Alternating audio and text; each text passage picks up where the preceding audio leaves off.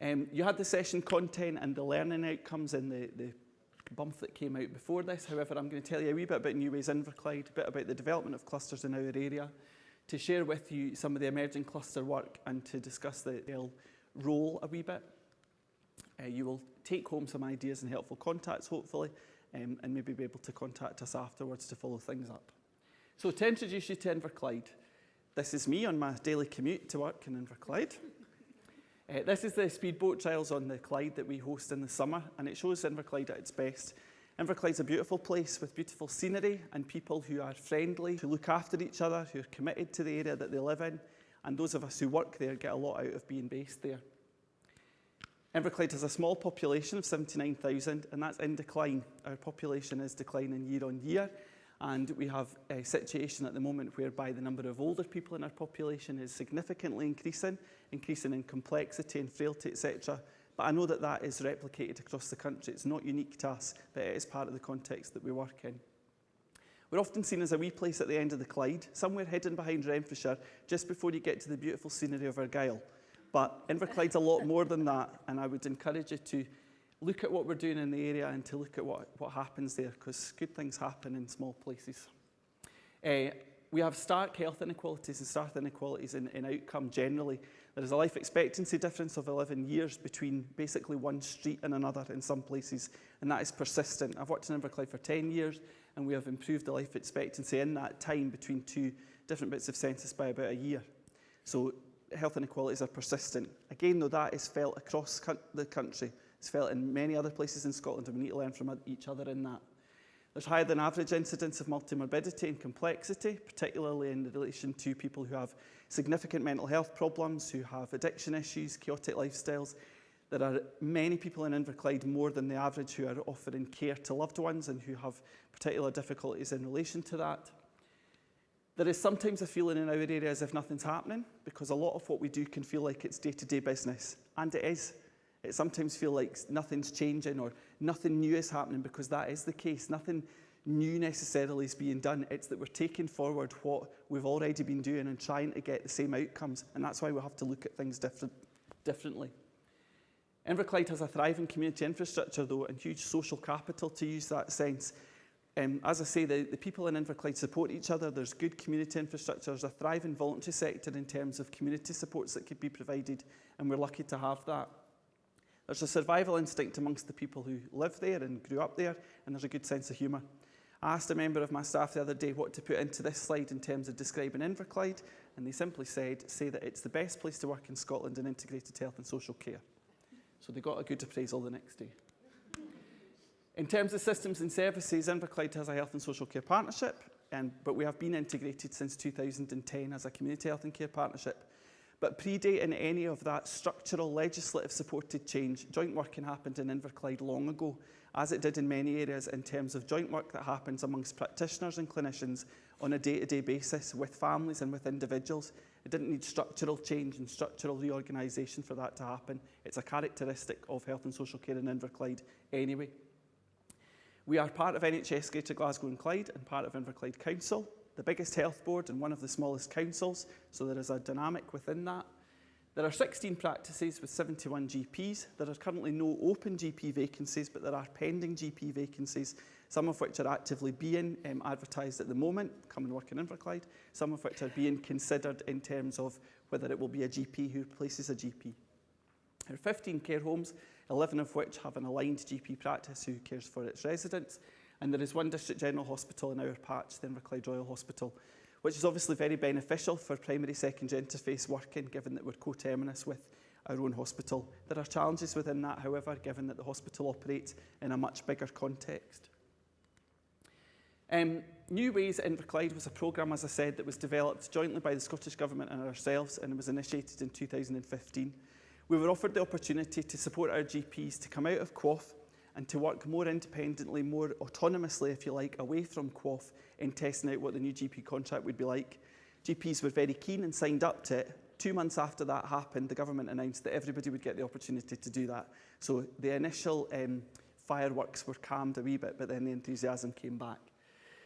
The emerging issues that came out at that time in 2015 from the GPs and primary care colleagues was that we needed to do work around communication. You'd expect that. to focus significantly on immediate operational pressures that there were in primary care that were making the day-to-day job very difficult. And again, I know that that is replicated across the country, it's not unique to us. But also to consider how we brought about real transformational change in terms of changes that would stick, innovation that would have longevity, and not, I don't know, primary care collaborative, unscheduled care collaborative, these things that came and went a wee bit. They wanted to have much lower level, much smaller operational changes or pathway changes, models of working changes that would stick. We're trying to help deliver that. So the offer to practices was at Christmas 2015, and they'd all signed up by the other side of the holidays. And New Ways is one strand of a wider transformation programme in health and social care. I explored a wee bit with the other group about the fact that the integration of health and social care across the country, but in Inverclyde as well, has been successful or has worked well where we've considered community health practitioners and managers and social care practitioners and managers coming together. Health and social care integration is much broader than that. It's about secondary care, it's about primary care, it's about community infrastructure, and it's about individuals. We needed to reshape where we were because we'd progressed integration structurally really well. We'd forgotten about GPs, we'd forgotten about primary care. They existed like the hospital as a separate entity. So a lot of this work has been about recalibrating that, about bringing people back in. I think that's a message that I would leave with you to take back to other partnerships, where not to encourage combative conversations around that, but to ensure that colleagues in primary care are able to have the conversation in partnerships around where primary care fits within health and social care integration, and where, when strategic plans are being developed, where conversations are being taken place about commissioning, about resource allocation, etc., primary care can influence that and can be part of it.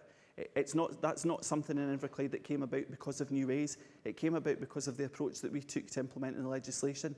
Other partnerships equally will hope to be in a similar position, but will need your help to be able to take that forward. So when New Ways was being considered, GPs and others were telling us that they were interested in considering the theme of caring for the older person in the community. They were interested in thinking about mental health. They were interested in wider roles within the primary care team, considering where there was potential for extended scope, potential for other people to take on different roles, and to consider that on the basis of working as a full multidisciplinary team, consistent with the national guidance and national rhetoric at the time. To consider pharmacy, to look very closely at access in terms of how patients were able to get to see the person that they needed to see, rather than the person that they chose to phone first. And that will all be familiar. That will be familiar to all of you. Some work around home visits and unscheduled primary care, and we were able to arrive at a conclusion that we should focus on simple tests of change. We should look at implementing time-limited, improvement science-orientated, if you like, but in a low-level way, because we were not clever enough to consider the full improvement science, but to consider tested models of change, where we could actually say at the end of a period of time, did it work or did it not? But we also agreed more than that it was about culture and it was about partnership. So I've described what I was meaning in terms of the broader partnership, but also about culture in terms of how people choose to access services and how people choose to deliver them or are able to deliver them and supported to deliver them. The tests of change that have been initiated from January 2016 that are running until now have related to the consideration of triage for home visits within primary care, the implementation of community phlebotomy services for ambulant bloods to take place out with the practices, linked to treatment rooms but within a different model so that there was faster access. Some work around MSK physio, where an MSK practitioner has been based in 3 different practices to look at a test of change whereby patients can get immediate access to physio input rather than through their GP. Some work around advanced nurse practitioners beyond the traditional scope of advanced nurse practitioners as a role. My colleague Cathy Kenya, the board's practice nurse development lead, is here and has been supporting us in that approach, both in terms of advanced practice for practice nurses, but advanced practice for employed nursing staff within the partnership in relation to liaison with care homes, or in a kind of almost a complex case consultant type role in relation to community nursing, and we're progressing those just now. Also some work in relation to healthcare support workers, thinking about where the traditional work of practice nurses could either flow one way towards advanced practice or the other way in terms of wider kind of skill mix, multidisciplinary team working within the practice. That happens a lot in practices already. We just wanted to see whether there were some aspects in terms of the healthcare support worker being used as a navigator, being used as a kind of coordinator of care. We considered at the beginning of the process implementing a test of change around ADL Smart Care, which is a digital tool that has been most successful in Lanarkshire area. South Lanarkshire Council have implemented this, and it's predominantly to allow patients and others to consider what they could access for aids to daily living in terms of equipment and adaptations on a self-assessment basis. It became very clear in scoping out all of that it was beyond the test of change remit of New Ways. It's something that we needed to consider own access to services. So we're taking that forward through a kind of digital access model. But when we're ready to trial it, we will come back to a practice to ask them if they would be interested in taking it at that point. But it was too soon to do it as a test of change. Finally, and quite recently, there's been the development of the potential for us to host specialist paramedics in Inverclyde who will come in, employed by Scottish Ambulance Service, funded by Primary Care Transformation Fund to Scottish Ambulance Service, but be hosted in 2 of our clusters to work within practices on a cluster basis to deal with unscheduled presentations, house visits, kind of cover follow-up visits in relation to exacerbations of certain conditions, etc., on a planned basis determined by the GP. The plan is that calls would still come into the practices requesting a home visit, and that GPs and others through triage would be able to determine whether the specialist paramedic practitioner would be able to visit them. That's something that we need to test out. In terms of wider work, though, that goes beyond the test of change, I wanted to share with you some of the wider strands of New Ways, which are in relation to culture change, as I mentioned. We've developed a very simple tool, which will be the basis of this campaign, around a very simple poster, really, that can be used across the population of the area, across the digital platforms in terms of social media, etc., just to get people to think about what other services are available. There are examples of this elsewhere. It's not a unique thing, but this is Inverclyde's version of it. We're also doing a lot of work around leadership, access and support of the Collaborative Leadership Programme, which NES developed with the RCGP and the Scottish Social Services Council, whereby groups of GPs, practice nurses, practice managers, clinical leaders within district nursing, leaders within home care, social work, etc., can come together with the support of a coach for a period of time to consider what the wicked issues are, if you like, to use that horrible phrase, within their particular area, and be supported through a coaching methodology to consider how to take that forward. The cluster quality leads are all part of those collaborative leadership programmes, so they can also use that support as part of their own development by accessing the coach through that model. Data and outcomes is a huge strand. It will be for all of you. It's a huge challenge in terms of considering what data we look at, how much data, when do we look at the data, where do we get access, all of that. And in relation to our tests of change, it's obviously because we need the data to be able to evidence whether the test is viable or not. There are challenges around that. There are challenges around us being able to support practices from the partnership in terms of analysing their data if we can't get access to the data. And there are obviously challenges in terms of what ISD can push out from a national perspective. What I would say to you is that the support of the allocated list analyst from Information Services Division, the local integration support analyst, has been absolutely beyond measure, really. So if you've got a partnership that has an allocated list analyst, then they should be supporting you in relation to this kind of work in primary care linked to integration generally. Quality improvement is another aspect in terms of support and quality improvement capacity building for GPs, practice nurses, practice managers and staff within the partnership to look at the nationally recognised quality improvement models and to look at methodology generally to help us take forward tests to change. I'll come on to that a wee bit more. And latterly, obviously, cluster working has been a major focus. Inverclyde has 4 clusters, a lot of clusters for a small area, but they were naturally emerging in terms of where GPs naturally aligned in terms of either where they were housed, in terms of the partnerships, the practices that occupied health centre spaces, or where they naturally kind of coexisted. I won't say naturally worked together very closely, because sometimes that doesn't always happen, but it's where there was the opportunity for those relationships to develop, and they have been, which is good. You can see that they vary in size. Kilmacombe is a cluster in its own right at the moment. There is consideration from that cluster about whether they want to buddy up with the Port Glasgow cluster. The reason they were set up on their own is because of the very specific characteristics of that population.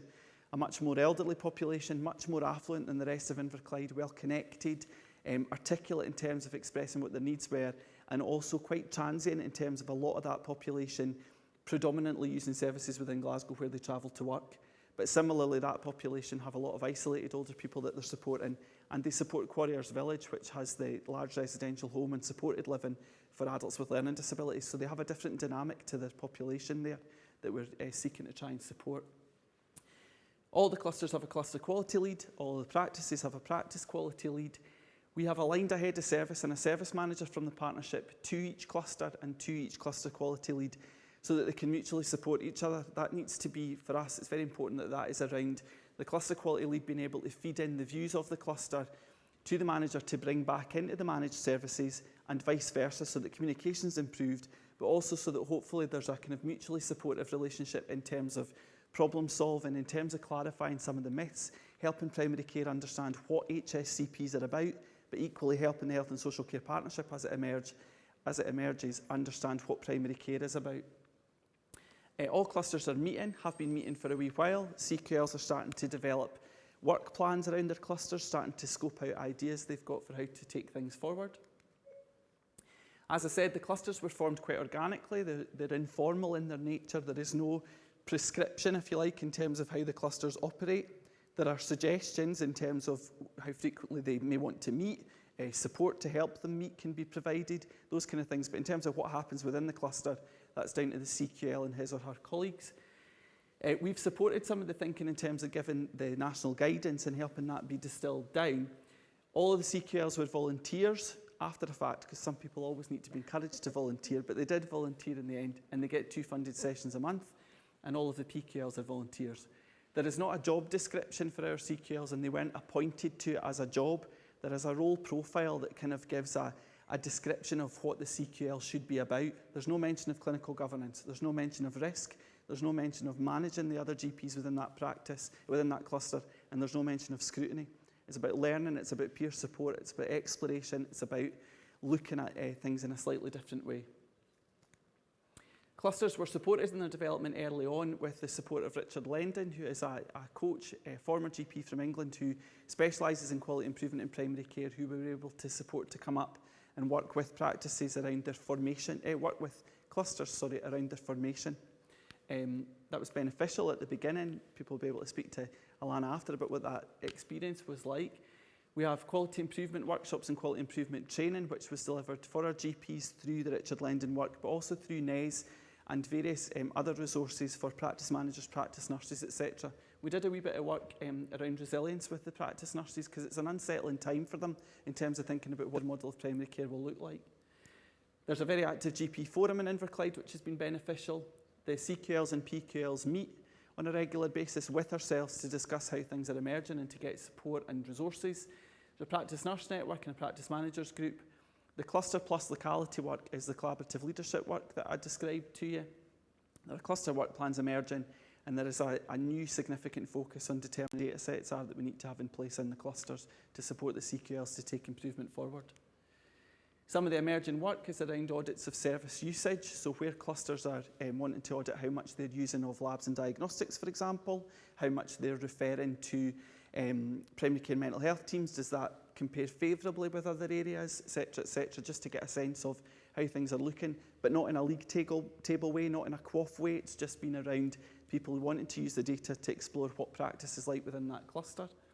Some experience surveys are emerging that the clusters are doing themselves rather than the partnership or practices in terms of patient experience, in terms of what it's like to work in primary care just now. That was linked to a stress and morale audit that was undertaken in one of the clusters to get a baseline of what delivering primary care was like just now. There's obviously a lot of work around cluster-based learning, where people are sharing their experience of particular cases that they've had or particular events that they've been to, research that they've looked into, etc.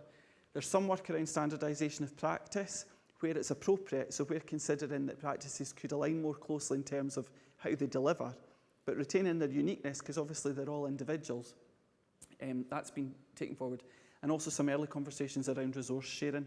So starting to consider where resources can be shared across clusters, where posts might be appointed to across clusters rather than individual practices, and also where we can, from the managed services point of view, deliver services on a cluster basis for those practices to use. So in the remainder of the time that we've got, and with the use of the paper tablecloths to remind you that they're there, I wanted to pose some questions to you, which you may want to consider in the groups that you've got around the tables, or for us to consider as a big group and you may want to ask some questions of the presentation. I said at the very beginning that this wasn't a how-to guide for cluster working, but what would a how-to guide look like from the experience that everybody's had, from those who are a wee bit further down the line and those who are just starting out around cluster working? What is it that we're asking for? What is it that we need to have to guide us in that, from government agencies, from the BMA, from others, from each other, to help us take forward cluster working more effectively? We're interested in finding out from you if there's an ideal size and shape for clusters. Do they work better if they're bigger because there's an economy of scale? Do they work better if they're smaller because communication's easier? What's been the feeling nationally? I was particularly interested to find out where GPs and primary care generally felt that they were in terms of locality planning and in terms of taking forward the strategic plans of the partnerships. I heard a really good example earlier on from a colleague in Fife who was saying that she, as a GP and cluster quality lead there, is firmly embedded in some of the work that that board's been doing around locality planning. That may differ across the country. I was interested to hear. And also just the usual standard question really for you to give some thought to considering what the one thing is that you need personally taken away from this workshop to help take cluster working forward and to help to transform primary care. Just whether that is around making a connection, around having a conversation with someone, or about taking away an idea that you want to progress. Equally, in the time that we've got, you might not want to discuss any of that. You just might want to reflect on bits of what you've heard. But thank you for your time. I'll leave you with an example of the Make the Right, Choose the Right Service poster that's been used and my contact details. Where's the poster available? So you can get the poster from the Inverclyde Council website, which has the Health and Social Care Partnership within it. Right. So inverclyde.gov.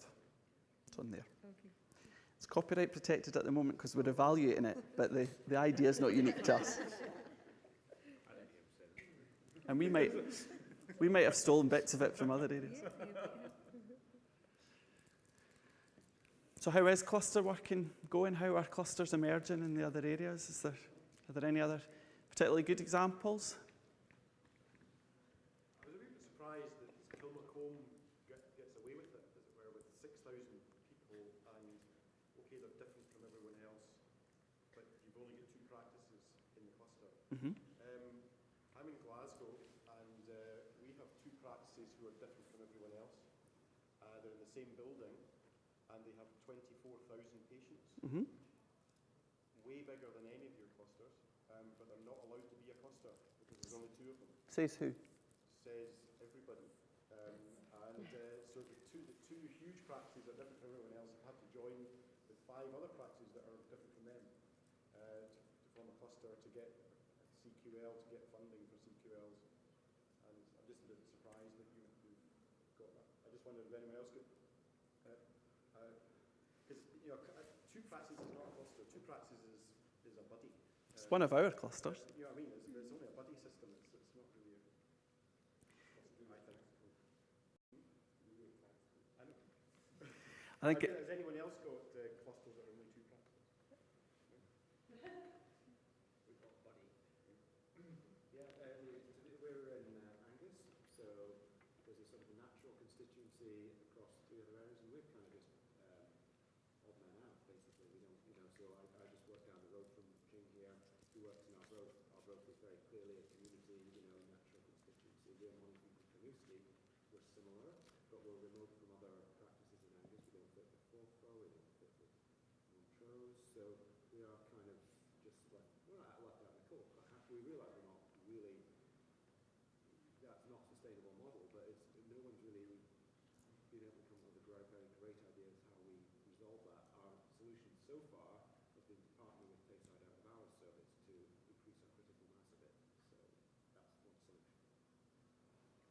So it's maybe different because although they are separate, in Inverclyde there's hundreds of different meetings going on. So there's a prescribing meeting, there's a palliative care group.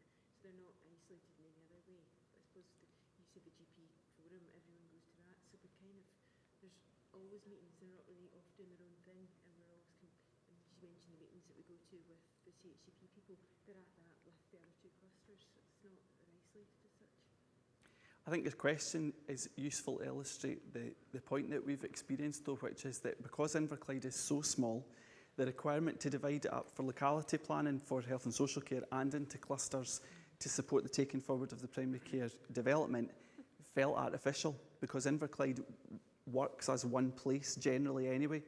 So it was as much about supporting people from our point of view to consider where they could usefully meet together, they could usefully collaborate on things, and some of that was simply around who they were nearest to.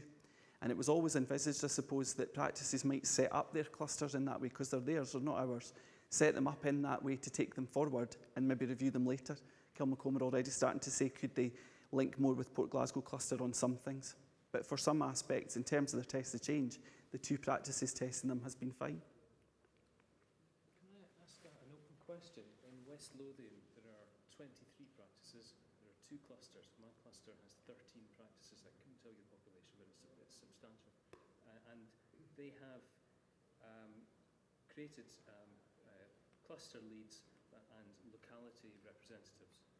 And so there are 2 of each, East and West Lothian. The locality person attends the IJB meetings, essentially. That's all they really do. I have been given 1 session per month to run a cluster of 13 practices. I'm getting the impression that that's the thin end of the wedge. Do you agree? Is that One week's more like it. yeah, okay. So one of the things I'm taking away from today is that I'm really going to have to make a very strong case for more protected time, because it doesn't seem very sustainable to me to do the sort of things that we've been hearing about today with that amount of time. It's not good enough to get 5 practices together. I don't know how you do it with certain numbers.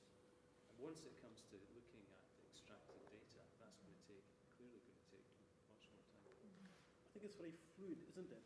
So you seem to be doing a CQL job with 1 session a month. Yeah. You said 1 a week, so 4 sessions a month. Yeah. I'm doing 2 sessions a month. Mind you, this is all paid. There's not voluntary work. So again, it's very fluid. It's needs based as compared to what, as Alan McDavid said earlier, what should really be a standardized thing across the country, which is, I think, is quite right. You can't really standardize this thing at such a nascent stage of its development. It seems to be up to the Health and Social Care Partnership to decide how much money to allocate to, and that's their decision. That's where that push and pull, I guess. No money was ring-fenced for this, and it was up to the HSCP to spend how much of their own money they wanted to spend on it. And so it was up to each one to choose it. So the more clusters they've got, the more CQLs they'd have to pay for, and they can do it that way around. But it really comes to HSCP's priorities in this climate of absolutely no money at the moment. Yeah. And the other thing I would sort of feedback is that the locality reps feel that their contribution at the moment is nil. 1 GP sitting on in a group of 15, other people with no voice really. So they don't feel that they've got anything useful to contribute at this stage. I mean, the experience is going to, the first thing I wanted to say was that we need to bear in mind from everything that I've said that Inverclyde received significant investment from Scottish Government at the beginning of this programme. I can't be confident that we would have been able to have resourced the level of investment that we have in supporting primary care if we hadn't had that. However, it's been part of the context, and the evidence has been there for everybody to see in terms of how beneficial it's been for ensuring that primary care can participate. Maybe that's a lesson that can be shared across the piece. In terms of how people can participate with IJBs, etc., that was part of the plea that I made, I suppose, that primary care needs to be able to use its influence partnerships to remind people how important primary care is in terms of dealing with 90% of patient presentations, in terms of coordinating the care that goes on a day-to-day basis. We in Health and Social Care Partnerships have a very challenging position, have a very challenging financial position, have huge demand. It would be even more challenging without primary care. We need to work together. So it's about continuing that conversation, I think. How much do you think you spend each month on G, approximately? Because you're paying for them to attend sessionally, aren't you? Yeah. You get training stuff like, which isn't happening anywhere else particularly. I'm not going to give you a figure off the top of my head because we would need to factor in the investment that we've been able to provide for CQLs, for PQLs and for some of the work stream leads around New Ways. The investment in New Ways Inverclyde was 380,000 total. Yeah. Stretches just over a year's period because we were able to carry it.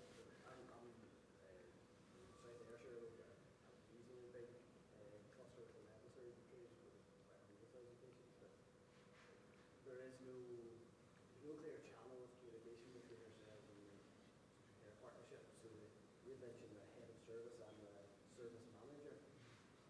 Was that something that was thought about in retrospect and thought, oh, I need to go between here, or was that something that was there from the outset and was funded from the outset by the So the heads of service and service managers form the management structure in our partnerships, largely similar to the other partnerships in terms of each functional area. So the service that I sit in is in adult services, head of service in that area is aligned to a cluster, I'm aligned to a cluster, but our posts were in position already. It was decided that it would be beneficial with the creation of the clusters for us hopefully to have access to CQLs to support us and vice versa. We did. I suppose the management team made that decision in terms of recognising if we were asking for in-time investment, etc., and participation, and people were asking questions around what is an HSCP, what does this service do, who do I contact about that? Well, we were the people to be able to tell them that, so we would meet together. Alana had her join-up meeting this week with the aligned head of service, just very informal. So I think what my point really is that the burdens on the onus on the CQLs that we contact with these other organisations. No. Well, that's the most important part of it. We should network with these other organisations. Oh yeah, absolutely, but no. I'm unaware of any responsibility for them to network with us. It's a bit like From the partnerships, you mean? If everybody in the partnerships are required to interface with those that they work with to take forward health and social care, primary care is a massive part of that. So it's incumbent on us in managing our services to collaborate where we can. well, that's in your area, this is in our area. There's nobody contacting us, to nobody to meet up. It's all Going you every day, Derek. What do other people do in CQL? How do you take propositions forward to get funding for whatever project that you've decided to take on? Like, how does that work this year? Which I appreciate is in its infancy, but so far has it, my perception has been, doesn't really exist, or has there been a clear structure that you put forward a proposal, you might get a bit of feedback in terms of adjust it or approve it or bin it and move on? But is that role which has been envisaged for us? Mind you, it was very clearly said earlier, Alan McDavid, that we are a voice, powerful voice, hopefully, but we are not commissioners of services. Sure, but we're trying to give advice, I think. My feeling is that we need to go into the planning for our locality. But I say that never having been to one, I don't really understand what goes on. Or having been invited. Well, exactly. You're not the only one. Yeah, but there needs to be a GP at every planning meeting for the locality and the CQL or one of the CQLs. We seem to be the most logical person to doing that. I would see how we could influence other professions without being able to have that dialogue with others present. So that's the beauty of To mimic Inverclyde. what's said. That's the beauty of Inverclyde. It's a test bed. Trying it out, see what works. Okay, there's a lot of funding going in, and whether it's sustainable to roll out to every. Yeah. It won't all be, obviously. Happen, but you're way ahead of the game compared to some other parts of the country. But so you're only a year ahead of the game. There's so much structure. I've contacted our local locality planning meeting and asked for last year's working minutes as a beginning to read them and find out what we actually do, whether it's all in the law No problem. whether it is practice. How long has it been taking place in practice? He's been on since I was told they were going to send it to me, and they haven't yet, so I need to chase them up.